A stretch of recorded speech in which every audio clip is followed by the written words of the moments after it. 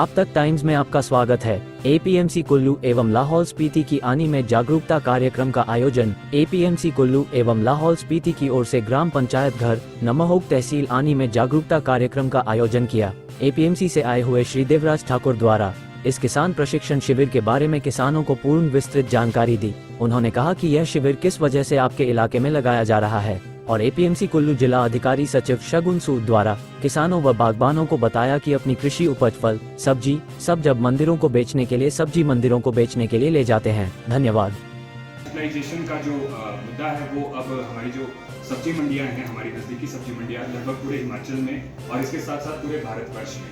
तो ये जो पहले जो पायलट के प्रोजेक्ट के तौर पर ये जो ई-नैम जो प्रोजेक्ट शुरू किया गया था, ये पूरे भारत की मंडियों को मिला करके 1000 मंडियां ऐसी थी जहाँ पर कि ये सारी जो प्रोसेस जो है चलाया गया है। और हिमाचल की हमारी जो है अक्टूबर 2016 से ये प्रोजेक्ट स्टार्ट हुआ था और इसमें सबसे पहले 19 मंडियों को लाइव किया गया था। तो जो भी प्रोसेस जो आज के ज़माने में आप देखते हैं, जैसे कि आप इस समय देखते होंगे कि मंडी में एक किसान के द्वारा आपके द्वारा माल लाने से लेकर के उसकी बिक्री होने तक, बोली होने तक और सेलर को बेचने तक का जो भी पूरा प्रोसेस है वो अब सब का सब जो है ऑनलाइन माध्यम से पूरा किया जाता है।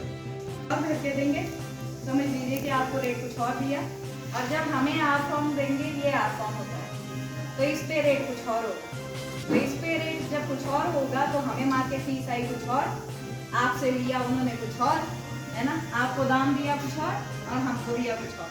तो इसमें धोखाधड़ी हुई। दूसरा, एक तो हमारे साथ धोखा सरकार के साथ हो रहा है, एक आपके साथ हो रहा है।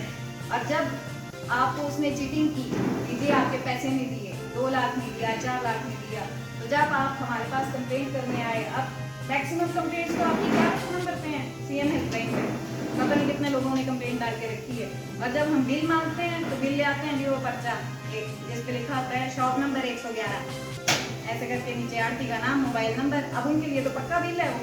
अब जैसे हार्डवेयर की दुकान पे पक्का बिल एक आपको मिलता है, उसमें लिखा होता है जी शर्मा फूड कंपनी ऐसे करके लिखा है, उसमें शर्मा बनी है, इसकी प्रपोजल सरकार की तरफ से तो चली गई है। लेकिन आगे जब भी जैसे भी उनके लिए फंड्स आते हैं तो आने में भी बड़ी जल्दी मंडी करने वाली है। अब जैसे कि मुझे पता लगा है, मुझे लगभग 2 साल का समय यहाँ पे कुल्लू हॉस्पिटल में ज्वाइन किए हो गया है। तो 2 साल में मुझे ये पता लगा है कि यहाँ के किसान बागवान जितने भी हैं वो अपनी फसल लेके खेतसू मंडी तो जाते ही हैं, लेकिन साथ ही साथ वो बंदरोल और पतलीपुर की मंडियों में भी अपना जो सेल है उसको लेके जाते हैं, क्योंकि रेट्स का जैसे कि फर्क पड़ता है मंडियों में, अलग अलग मंडियों में अलग अलग रेट्स होते हैं। तो उस हिसाब से बंदरोल और पतलीपुर भी आपको जाते हैं।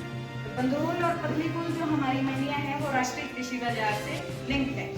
राष्ट्रीय कृषि बाजार जो है वो एक केंद्र सरकार का पहल है कि उसमें ऑनलाइन जो आजकल सुविधा है, जैसे आजकल मैक्सिमम लोग जो हैं वो ऑनलाइन करना चाहते हैं। जितनी भी चीज़ें आप जैसे आप बैंकिंग का देख लो, बैंकिंग ऑनलाइन चल रही है या बाकी चीज़ें भी ऑनलाइन चल रही हैं, तो वैसे ही मंडियों को भी ऑनलाइन किया गया है राष्ट्रीय कृषि बाजार के माध्यम।